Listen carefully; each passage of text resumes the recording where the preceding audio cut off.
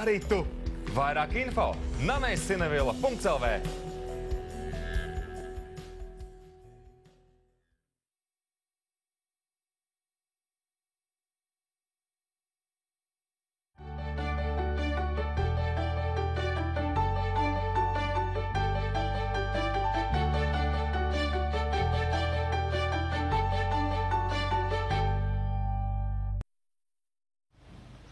Labdien! Pirmdienas rīts silts, saulains, veselīgs, ja jūs pietiekami daudz kustēties, lietojot šķidrumu. Kā vienmēr pirmdienas rītā mums ir raidījums Ārsts LV, kur ārsti jums stāsta patiesību. Es jums vēlos atkārtot, ka ceturtdienās 9:00 vakarā un sestdienās 7:30 vakarā variet šo raidījumu skatīties atkārtojumā. Tāpat jūs viņu variet redzēt YouTube formātā, internetā, un priekš tam ir arī interneta portāls Ārsts LV, arī tur ārsti jums stāsta patiesību. Un pats būtiskākais, mums ir žurnāls Ārsts LV. Šoreiz ar profesoru Pēteru Stradiņu uz vāku, tur ārsti jums stāsta patiesību. Katru dienu 11:30. Klausieties mūsu Latvijas Radio 2 veselīgo padomu ciklā. Ārsti jums stāsta patiesību. Un šodien mēs runāsim par ļoti nozīmīgu, ļoti svarīgu lietu, proti par skrīningu. Un galvenokārt par skrīningu ginekoloģijā. Un man ir divi viesi. Esmu ļoti priecīgs šeit beidzot sastapt Rīgas Stradiņu universitātes docentu Jānu Žodžiku, kuri bijusi uz šī žurnāla Ārsts vāka, bet šeit vēl nekad nav bijis studijā pie manis. Sveika, Jāna! Un Rīgas Austrum Kliniskās universitātes slimnīcas onkoginekologs Androniks Mitilģans. Labdien! Labdien! Prieks jūs redzēt šeit. Pirms mēs sāksim runāt, man ir jāpasaka vēl dažas informatīvas lietas priekš jums, proti 22. augustā 17:00 un 24. augustā 17:00 mums būs informatīvi pasākumi par vēža skrīningu. Tanī 22. augustā par krūtsvēža skrīningu un 24. augustā par zarnvēža skrīningu. Un šie pasākumi notiks Vila von Skritska Brijāna ielā 9. Un tur visi cilvēki varēs dabūt sev nepieciešamo informāciju. Es jums to atkārtošu arī raidījuma beigās. Bet šobrīd mēs sāksim runāt par vēža skrīningu un uzreiz par to, kādas ir diagnostikas iespējas agrīnā vecumā. Dr. Jāna Žodžika.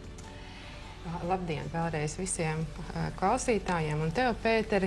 Liels prieks būt šeit un stāstīt par tādu ļoti nozīmīgu problēmu kā sieviešu veselība, kas man sirdī ir ļoti tuva. Pirmkārt, es esmu pati sieviete, man ir mamma, man ir māsa, man ir citas sievietes radinieces un es esmu ginekoloģi un esmu savas profesijas, kā teikt, patrioti. Un ikdienā man ļoti sāp sirds, kad joprojām mūsu valstī ir tādas veselības problēmas, kuras var novērst jau pirmsākumos. Un ja mēs runājam par dzemdes kakla veselību, tad jāsaka, ka visas šīs profilakses pasākumi ir vērsti nevis, lai novērstu vēzi, bet patiesību sakot, lai novērstu šo problēmu jau pirmsvēža stadijā. Tad mēs nerunājam īsti par vēzi. Tā ir saslimšana, no kuras principā var izbēgt pilnībā. Un ir ļoti plašs izmeklējuma klāsts, sākot ar šiem vienkāršām citoloģiskām uztrēpēm, kas tiek izmantot valsts skrīninga programmā.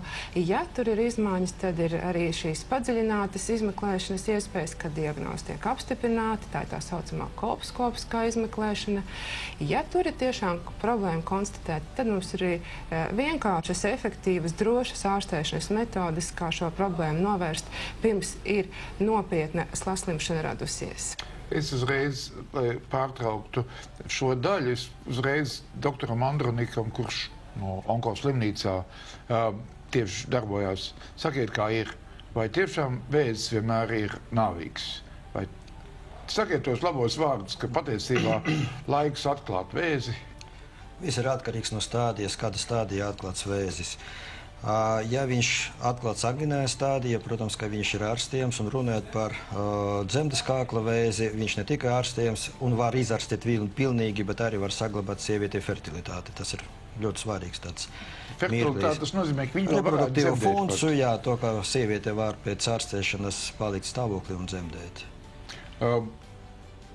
Daudz labu gadījumu.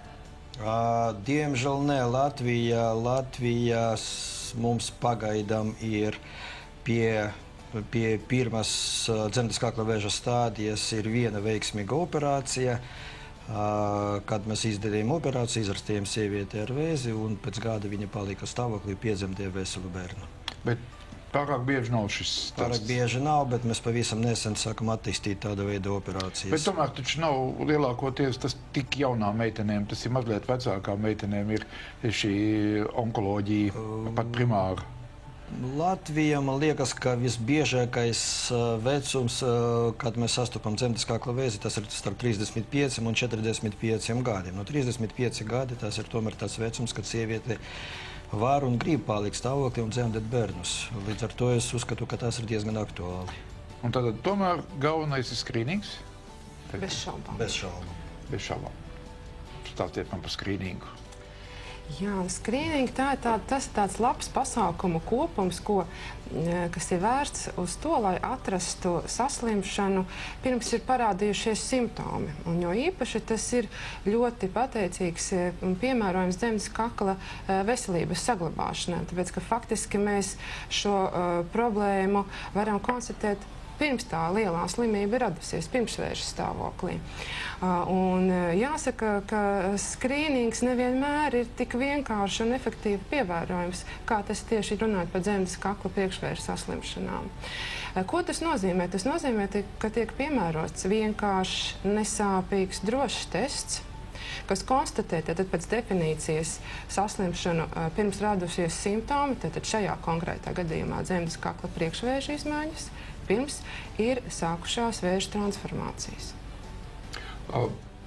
Tomēr par to skrīningu testu. Ko jūs tur dariet? Es neesmu ginekoloģiju kopš studiju gadiem, kā sacīt, redzējis. Stāstiet tā meitenēm, ko jūs dariet, ka jūs pie tevis nonāk meiteni uz skrīningu? Jā. Pateikšu vēl lielu noslēpumu. Šo analīzi jau ir, kā saka, daudzus gadus desmitus ginekologi ņēmuši un teikuši, tā ir viena no parastām uzturībām, ko mēs ņemam parasti. Tad tās ir ar nelielu instrumentu no dzemdes kakla, vai tā ir birstīte, vai tā ir slotiņa, tiek paņemti šūnu paraugi, kas tiek uzlikti uz tādas speciālas stikliņu un nosūtīti uz laboratoriju. Un tur speciāls zem mikroskopa skatās dzemdes kakla ļoti tādas šūnas. Vai tās ir normālas, vai tās ir izmainītas, vai robežu izmaiņas. 94% tās analīzes ir, paldies Dievam, neizmainītas. Un tad faktiski tā nākamā reize, kad šīs analīzes ir jāveic, ir pēc 3 gadiem. Jo ir pierādīts, ka ir jāpaiet vismaz 3 gadiem, kamēr no pilnīgi veselām šūnām var rasties pirmās priekšvēža izmaiņas. Savukārt atlikušai daļai tad ir nepieciešama vai nu atkārtotas analīzes, vai arī padziļināta izmeklēšana. Bet kāpēc šis skrīnings ir vajadzīgs un kāpēc sievietēm uz to būtu jāatsaucās, jo jau tas, kā saka, gadu desmitiem ir veikts? Daudzu valstu pieredze un pētījumi rāda, ka tikai tad, ja tas notiek organizētā veidā, tam ir rezultāts. Un rezultāts ir zemāka saslimstība un mirstība no dzemdes kakla vēža. Diemžēl statistika Latvijā nav tā spožākā. Ja mēs paraugamies starp pārējām 40 Eiropas Savienības valstīm, tad Latvijā ir 8. augstākā saslimstība, un to rēķina kā saslimšanas gadījumus 100,000 iedzīvotājiem. Latvijā tie ir aptuveni 20,5 gadījumu gadā. Un tad mēs salīdzinām, ka, piemēram, Lielbritānijā, Somijā tie ir 8 gadījumi. Protams, ir arī Rumānija, kur ir 35 gadījumi, bet tas nav mūsu mērķis. Un tā ir valsts, kur nav šī organizētā skrīninga programma, kur pretī Lielbritānija, Zviedrija, Somija daudzu gadu desmitu garumā ir ļoti veiksmīgi realizēta šī programma. Un viena no, kā saka, atslēgām, kāpēc tā ir efektīva, sievietes tajā atsaucās. Jo nav jēga organizēt pasākumu, uz ko tauta nereaģē. Bet tauta nereaģē. Vai viņi rēģē mazliet pa vārgu? Vai nav tā, ka viņas tomēr ļoti daudz nenorēģē un neatnāk pie ginekologa? Kas ir pa lietu? Taisnība. Grūti pateikt, daudz iemesli. Protams, šajos oficiālos datos netiek analizētas tās sievietes, kas dodās pašas uz savu iniciatīvu pie ginekologa. Un ir jau sievietes, kas to apzinīgi dara, bet diemžēl jāsaka, ka daļa tautas kaut kā negribīgi aizmirst par šo nieku kā veselība. Kāpēc tas tā notiek? Varbūt tās arī daļa šī organizētā skrīninga atbildība uzņemās valsts. Nacionālās veselības dienests vecumā grupā no 25 līdz 70 gadiem sievietei ik 3 gadus sūta uzaicinājumu vēstuli izmeklēties. Kā tāds mīļš atgādinājums ar piebildi, ka šī izmeklējuma tiek veikta par valsts naudu. Iespējams, ka daļā gadījumā šī vēstule nesasniedz adresātu. Un, ja tas tā ir, patiesībā sakot, to sievieti ir tiesīgi atjaunot. Visērtāk jau būtu darīt pie ģimenes ārsta, bet var arī vērsties pie Nacionālā veselības dienesta. Tad viens no iemesliem vēl varētu būt, ka vēstule adresātu nesasniedz. Otrs, kad konkrētā persona to neuztver par nopietnu un kaut kur, kā saka, ieliek dziļākos plauktiņos. Vēstuli vienkārši neuzrunā. Jā, viņa kaut kā tas oficiālais tons vai vēl kaut kas cits nepietiekam uzrunā. Jā, jo īsti sieviete nesaprot, kāpēc man tas ir vajadzīgs, un bieži viņa nonāk, tā kā sauksim par atkritumu tvertni un tā tālāk. Bet to vajadzētu uztvert daudz nopietnāk. Kāpēc tas ir vajadzīgs? Tātad tas nodrošina to, ka sieviete ik 3 gadus veic veselības pārbaudi, dzemdes kakla pārbaudi par valsts naudu. Tas ir viens, tātad regulāri, kontrolēti. Otrs, ja tur ir izmaiņas, tad valsts nodrošina, ka turpmākie pēcskrīninga izmeklējumi atkal notiek par valsts naudu, bez gaidīšanas rindām. Tie tiek veikti, kā teikt, kvalitatīvi, jo nākamais etaps ir tā saucamā kolposkopijas izmeklēšana. Kolposkopija pēc mirkļa. Atgriezīšos pie jums, pie tevis ar kolposkopiju, bet tagad tomēr par dakteru. Tad jūs kā onkoginekologs, jūs redzēt to otro daļu. Cik daudz meitenes meitenes domāju visos vecuma grupās no 25 līdz 70 skrīningi, cik daudz šīs meitenes nonāk pie jums no skrīninga? Un kurās stadijās viņas nonāk? Jāatzīmē, ka tieši pēc skrīninga diezgan maz. Un pilnīgi piekrītu visam tam, ko pateica ko pastāstīja doktora Jāna, ka tiešām mēs varam redzēt, mēs sastopamies ar dzemdes kakla vēzi un īpaši ar ielaistam stādiem tādus gadījumus, kad sievietes ignorē to skrīningu. Un man skatījumā, ka tā ir paša galvenā vaina, tas ir tiešām ļoti zema atsaucība, ka tas pacientis nereaģē. Mums vienmēr notiek tā, ka sieviete griezies pie ārsta tikai tad, kad viņi parādīs sūdzības, kad viņi ir asiņošana, ir sāpes un kaut kādas citas sūdzības. Bet tas jau ir klīniskas izpausmēs, un kad ir sūdzības, tas nozīmē, ka ir jau problēma un nopietna problēma. Un līdz ar to, kāda veida, es domāju, risināt par problēmu tikai tā, ka kāda veida vajag vēl popularizēt uz skrīningu un aktivizēt pašas sievietes, lai viņi tomēr aktīvāk reaģē un atsaucas uz tiem vēstuliem, tiem aicinājumiem. Kaut kādā mērā visām Latvijas sievietēm teikt, nāciet, nebaidieties. Un pēc tam arī kāda veida grūti pateikt, viens no soliem es uzskatu tiešām popularizēšana aktīva. Skrīninga programmas popularizēšanu. Ļausim doktorai pastāstīt par kolposkopiju, tas viņas jājām zirdziņš, viņi to stāst. Vienmēr ar tādu interesi. Jā, uz priekšu. Jā, no tiesas tā ir. Kopumā dzemdes kakla saslimšanu, diagnostika un ārstēšana, tas ir mans no viena interešu laukiem. Šo sfēru esmu mācījusies, apguvusi Lielbritānijā, esmu arī Lielbritānijas certificēts kolposkopijas speciālists, un šavas zināšanas es esmu atvedusi uz Latviju un kopā ar savu kolēģi Dati Jermakovu mēs turpmāk arī esam darījuši un apmācam arī kolēģus, lai uzlabotu šo pakalpojumu mūsu valstī un līdz ar to arī uzlabotu mūsu sieviešu aprūpi. Bet vēl es gribēju minēt, ja runā par skrīningu atsaucību, tad tas ir ļoti arī būtisks faktors, lai būtu efektīva skrīninga programma. Un tajās valstīs, kur saslimšana dzemdes kakla vēzi ir zema, tās aptveri ir 80%. Pie mums šajā pusgadā ir 35%, kas ir nedaudz vairāk nekā iepriekš, bet tomēr tālu no vēlamām. Tikai trešā daļa no visām meitenēm, kas saņem šo te lapiņu, šo aicinājumu, izmanto šo valsts apmaksāto pakalpojumu un aiziet pie ginekologa, lai veiktu skrīningu. Tā es pareizi sapratu? Pilnīgi precīzi, tu saprati. Tā ir, diemžēl. Un jāsaka, ka iepriekšējā gada nogalē pie mums arī viesojās kolēģi no Lielbritānijas, lai paskatītos, kā tad mēs šeit strādājam, vai tikpat labi, kā viņi mūs mācījuši. Un arī viens no mērķiem bija izanalizēt, kāda tad ir šeit mūsu sieviešu informētība. Un jāsaka, ka, diemžēl, mūsu sievietes neapzinās dzemdes kakla vēzi kā problēmu. Pavisam cita situācija runāja par krūts vēzi, jo acīm redzot šīs informatīvās kampaņas ir bijušas daudz plašākas, lielāka mēroga, iesaistot vairāk populārus cilvēkus. Tāpēc man ir ārkārtīgi prieks, ka tomēr ir Nacionālajā veselības dienestam ir šī informatīvā kampaņa, kas aizsākta tagad, kas vērsta popularizēt visus 3 skrīninga programmas. Tad tas ir ļoti, ļoti svarīgi, jo jāsaka, ka dzemdes kakla vēzis tas tomēr ir jaunu sieviešu problēma, īpaši jau priekšvēža izmaiņas, un strādājot Rīgas Austrumu Kliniskā universitātes slimnīcā, kolposkopijas kabinetā, tas, kā saku, mūsu slimnieču loks, kam ir priekšvēža izmaiņas, tās ir jaunas sievietes. Tie ir 25, 30, 35 gadi, tas ir reproduktīva vecuma sievietes. Tāpēc tiešām ir jāatsaucās uz šiem uzaicinājumiem. Un, kā jau es teicu, viens no iemesliem, kāpēc atsaukties, tāpēc, kad mūsdienās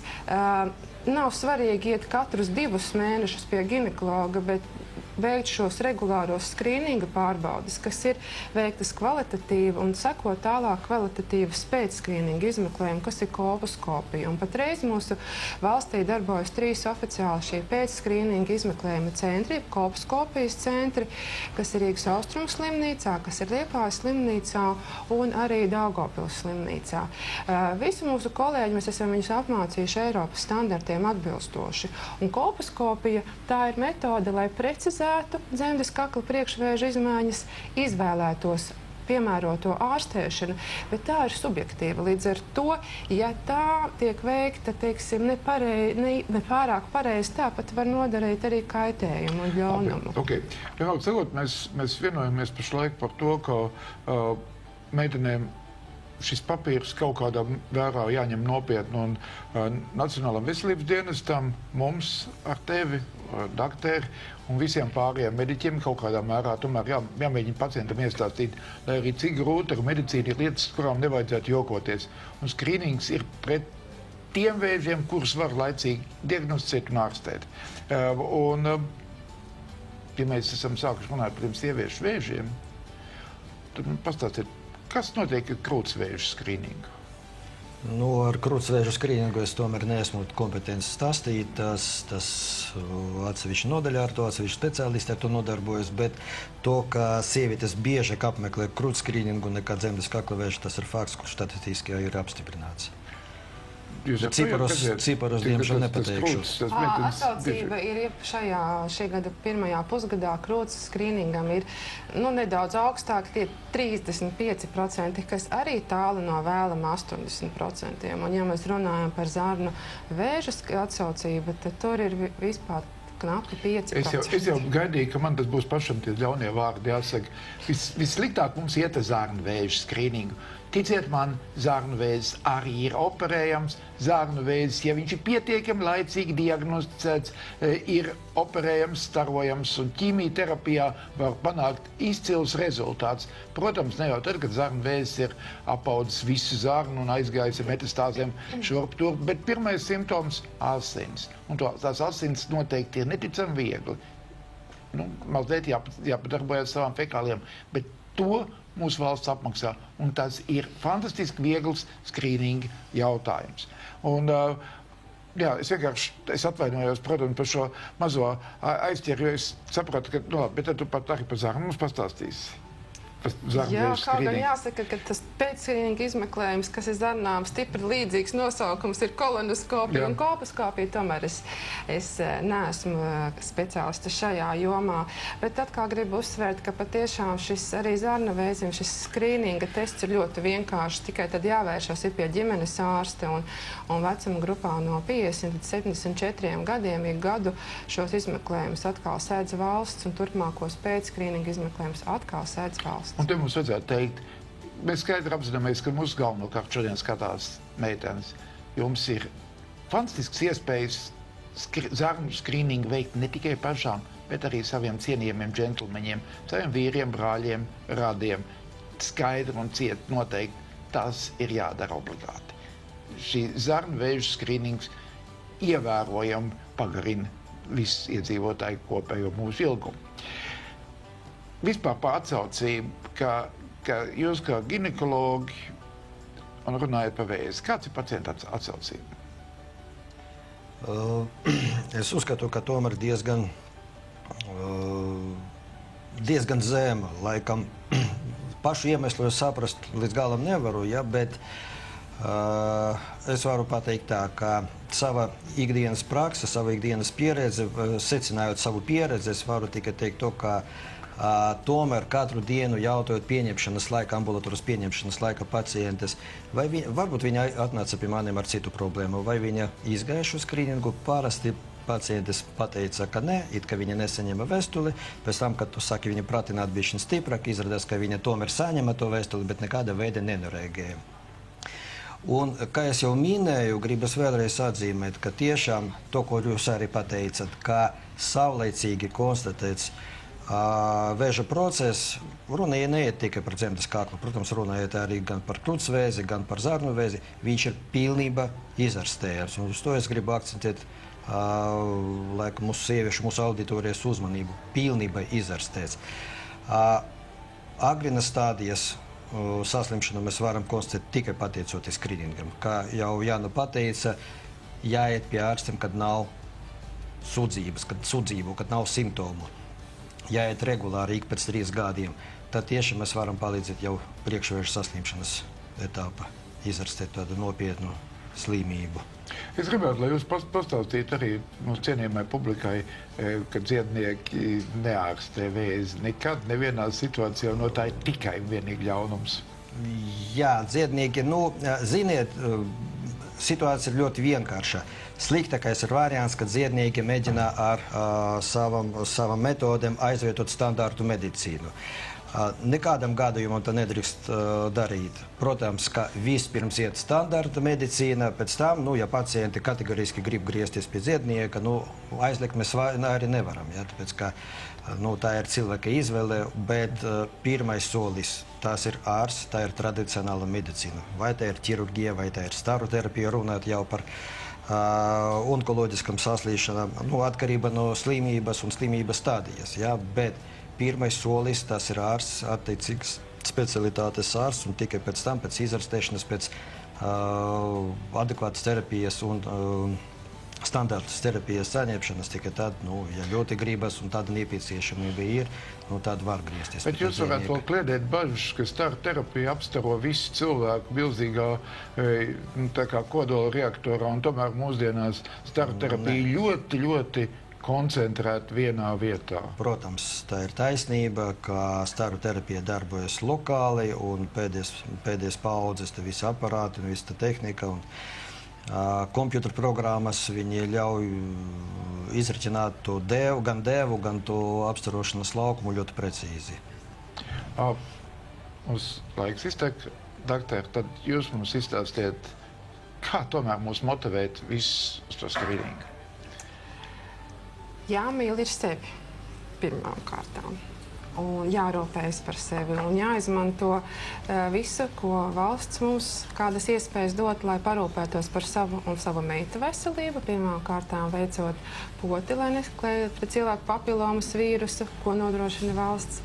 Otrām kārtām atbildēt uz valsts uzaicinājumiem, veikt izmeklējumus, lai izslēgtu priekšvēzi un nepieciešamības gadījumā ārstētu priekšvēža izmaiņas, kas ir vienkāršs, kas nav sarežģīts izmeklējums, un parūpēties, par sevi. Es, mīļie skatītāji, tomēr mums atgādināšu to, ko tikko teica dr. Šodžika. Viņa teica, potēt vakcinēties pret papilomas vīrusu. Ar šo ziņu es arī pabeigšu, mēs par to runāsim kādu citreiz speciāli. Man šoreiz jums jāatkārto ir tas, ko man lūdz atkārtot norēķina valsts dienests. Viņa teica tā, 22. augustā, 17. Mīļās meitenes, būs informatīvs raidījums par krūts vēža skrīningu. Un šis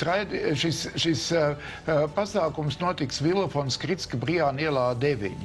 Un savukārt 24. augustā, 17. notiks šāds informatīvs pasākums par zarnu vēža skrīningu. Un nāciet, klausieties, stāstiet citiem. Mēs gribējām teikt arī to, ka ja sievietei nav šāds te paziņojums, un viņai ir aizdomas, ka viņai kaut ko vajadzētu darīt, viņai jāiet pie ginekologa, un ginekologa